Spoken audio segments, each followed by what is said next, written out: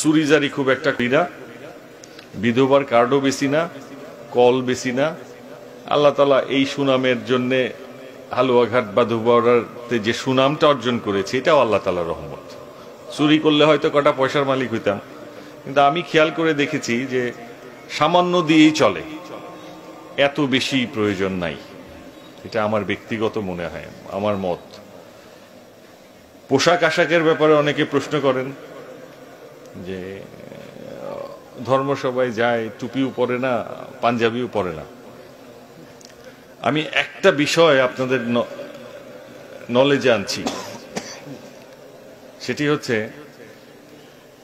আমার রাসূল সাল্লাল্লাহু আলাইহি সাল্লাম যেদিন মৃত্যুবরণ করলেন, খুব মন দিয়ে শুনবেন, সেদিন তার ঘরের বাতিতে তেল ছিল না, তেল জ্বালানোর, আগুন জ্বালানোর মতো।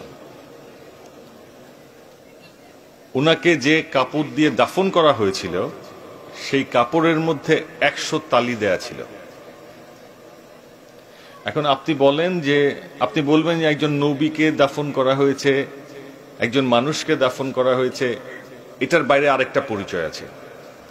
আমার রাসূল যেদিন মারা গেলেন সেদিন তিনি হেড অফ দ্য স্টেট, মানে মক্কার বাদশা ছিলেন।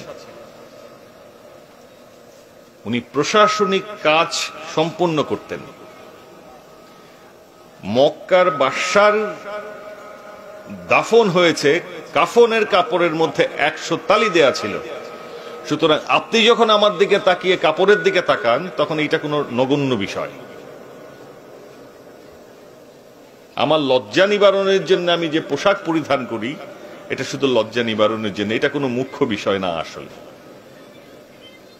আপনি যখন জানবেন, আপনি যখন বুঝবেন, আপনি যখন কোরআনকে বিশ্লেষণ করবেন, আপনি অনেক বেশি ভালো হয়ে যাবেন।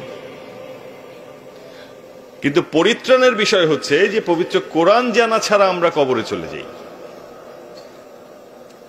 এটা হচ্ছে আমাদের জন্য পরিত্রাণের বিষয়।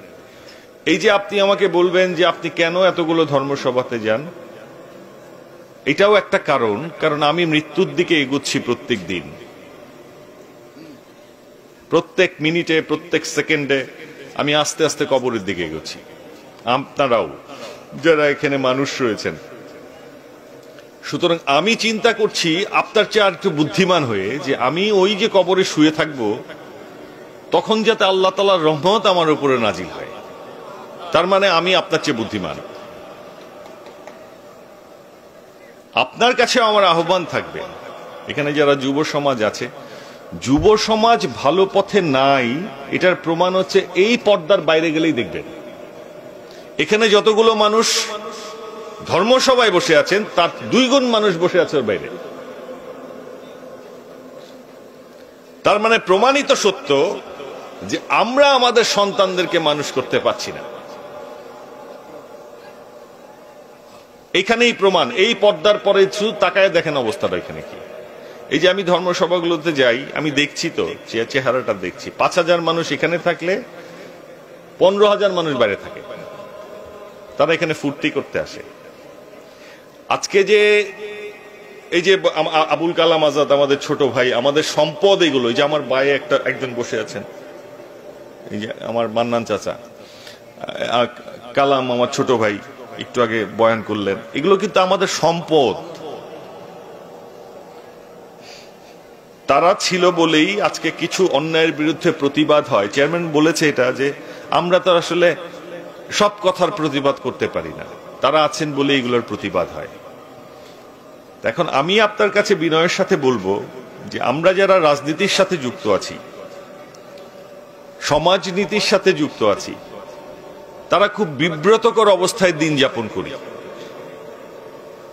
মারামারি, হানাহানি, ওই বেটার আইল কাটা, ওই বেটার ঘরের চুরি করা, ওই মহিলার সাথে দুর্ব্যবহার করা, এই যে প্রতিনিয়ত আমরা এই সমস্যাগুলোকে ফেস করছি, এটাকে আমাদের করতে হতো না আপনার সন্তানের মধ্যে যদি কোরআন আর সুন্নাহর জ্ঞান থাকত। আপনি পুলিশ বানিয়েছেন, আপনি সেনাবাহিনী বানিয়েছেন, আপনি র্যাব বানিয়েছেন, আরো আইন প্রয়োগকারী সংস্থার শেষ নাই। জজ ব্যারিস্টার বিচারপতি তো রইলই, আপনি অপরাধ বন্ধ করতে পারছেন? আমি একটি কথা সব সময় বলি, সব জায়গায় বলি, মাদ্রাসা পড়ুয়া একটি ছেলেকে আমি অন্যায় করতে দেখি না।